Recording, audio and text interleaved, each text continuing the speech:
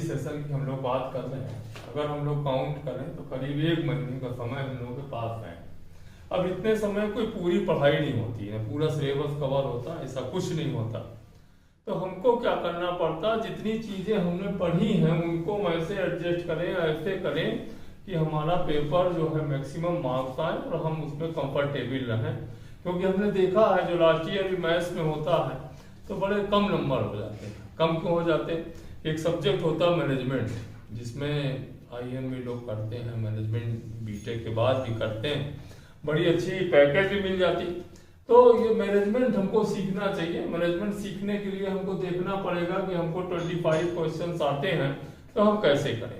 तुम लोगों ने लास्ट ईयर के क्वेश्चंस भी लगाए होंगे, अगर लगाए होंगे तो जो हमने डेटा कलेक्ट किया है उस डेटा कलेक्शन में हमने देखा कि एक तो दिक्कत आई सबको कोऑर्डिनेट ज्योमेट्री में, कोऑर्डिनेट ज्योमेट्री में दिक्कत आई। तो ये कोऑर्डिनेट ज्योमेट्री में एक दिक्कत आई। दूसरी दिक्कत जो बहुत ज्यादा सबको आई वो इंटीग्रेशन में आई। इंटीग्रेशन में बहुत लोगों को दिक्कत आई। तो कोऑर्डिनेट ज्योमेट्री का तो समझ में आता है कि क्लास 11th का मामला था, उतना हम लोग नहीं उसको पढ़ते सीरियसली। तो इसको हमें करना चाहिए। और हमें कमी क्या यहाँ पे है, हमारे आर्टिकल्स बड़े कमजोर होते हैं। आर्टिकल तो हमारे रिवीजन में हमें बहुत कोई क्वेश्चंस नहीं लगाने। क्वेश्चंस अगर तुमने बहुत लगाए तो हम फिर वहां के तहां रहेंगे। तो हमको आर्टिकल्स का रिवीजन ये इन समय में करना चाहिए, कम समय है। और उसके साथ साथ हमको जब रिवीजन करें तो देखते भी चले हम कितना पेपर सॉल्व करे ले रहे हैं। ऐसे इंटीग्रेशन में अगर हम आवे तो इंटीग्रेशन में हमको मेथड्स ऑफ इंटीग्रेशंस आने चाहिए। और मेथड्स के बाद हमको ये देखना पड़ेगा कि इसमें बहुत चीजें इन्वॉल्व क्या होती है। तो इन्वॉल्वमेंट हम लोग देखेंगे तो ट्रिग्नोमेट्री का बहुत है, इन्वॉल्वमेंट लॉग का भी हो जाता है, ऐसे तमाम चीजें हो जाती, इनवर्स का भी हो जाता है। तो हमको ये सब चीजों के बारे में भी हमको कलेक्टिवली जानना पड़ेगा। एक तीसरी चीज आती है जिसका बहुत से बच्चे शिकायत करें, और वो देखा भी हमने कि कितने लोगों ने अटेम्प्ट किया कितने नहीं किया। तो उसमें हमने देखा जो कैलकुलेशन हमारा निकला वो कैलकुलेशन ये था कि हमारा वेक्टर और 3D में भी यही हाल था, वेक्टर और 3D में भी यही हाल था। तो इसके मतलब जो हम लोग ये 30 दिन में रिवीजन करें, अगर हम लोग कोई 30 डेज का प्रोग्राम उठावें तो उसको हम लोग कैसे करें। तो करने के लिए सबसे पहला काम हम लोग करें कि इंटीग्रेशन के बारे में करें, क्योंकि ये क्लास 12th में भी काम आएगा और जेई में भी काम आएगा, एडवांस में भी काम आएगा। इसमें 2 पोर्शन होंगे, डेफिनिट और इनडेफिनिट इंटीग्रेशन।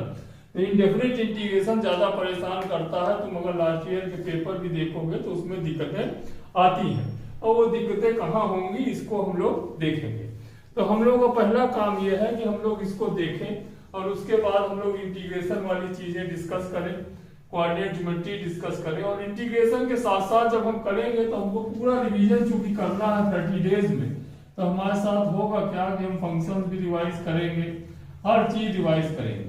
और एक चीज जाने रहो, कुछ चीजों के सवाल पक्के आते हैं, जैसे हमारे कॉम्प्लेक्स नंबर का क्वेश्चन पक्का आता, बाइनोमियल का क्वेश्चन पक्का आता है, प्रोग्रेशन सीरीज का क्वेश्चन पक्का आता। ये 3 सवाल हमारे घूम फिर के आते ही हैं। तो इसमें कॉम्प्लेक्स नंबर में क्या होता है कि उसमें कॉन्सेप्ट ज्योमेट्री का भी लगता है, कोऑर्डिनेट ज्योमेट्री का भी लगता है, एक्सपोनेंशियल फंक्शन का भी लगता है, मॉड का भी लगता है। और रही बात हमारी बाइनोमियल की, तो उसमें बहुत ज्यादा काम नहीं होता। अगर बहुत कॉम्प्लिकेटेड पूछ दिया तो बात अलग है, नहीं तो एनसीआर वाले मामले में हम लोग का काफी काम चल जाता है। अब यहाँ तीसरी चीज प्रोग्रेशन सीरीज की, ये फार्मूला बेस्ड होता। अगर हमको फार्मूला आ गया, डिफरेंस ऑफ सीरीज के क्वेश्चंस करने आ गए, तो हमारा ऑलमोस्ट ये पोर्शन ऐसा होता है कि हम लोग ये 3-4 क्वेश्चन बड़े आराम से कर लेते हैं। जब हम कैलकुलस के पोर्शन में आते हैं और कोऑर्डिनेट के पोर्शन में आते हैं तो मैक्सिमम सवालों का कवर अप इधर ही निकल जाता है, से 15 to 16 क्वेश्चंस।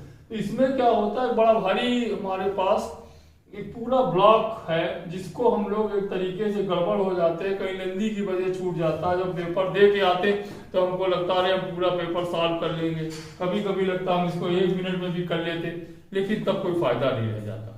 तो हम लोगों को पहला काम क्या करना है, जो रिवीजन है, जो पैटर्न है, उसको हमको फॉलो करना है। तो ये चूंकि इंट्रोडक्टरी लेक्चर था इसलिए इसमें हम लोग इसको मानते हैं इंट्रोडक्शन।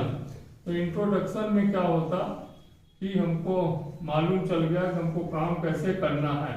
तो ये हम लोग का इंट्रोडक्शन था। अब हम लोग इसके आगे जो लेक्चर शुरू करेंगे उसमें करेंगे क्या, हम लोग जेईई मेन के क्वेश्चन डिस्कस करेंगे। तो पहली चीज हम लोग डिस्कशन करेंगे इंटीग्रेशन का। तो इंटीग्रेशन करने से क्या फायदा होगा, इसमें जब हम सब्स्टिट्यूशन करेंगे तो डिफरेंशिएशन रिवाइज हो जाएगा, इसमें ट्रिग्नोमेट्री का रिवीजन हो जाएगा। तो ये कई चीजों का रिवीजन इंटीग्रेशन करने से हो जाएगा और हमें कोई स्पेशल काम नहीं करना, हमको वही करना है जो जेईई मेन में लास्ट ईयर के क्वेश्चंस आने हैं उनको हम डिस्कस करके देखेंगे और करेंगे। तो thank you very much, we will take in next class. Thank you.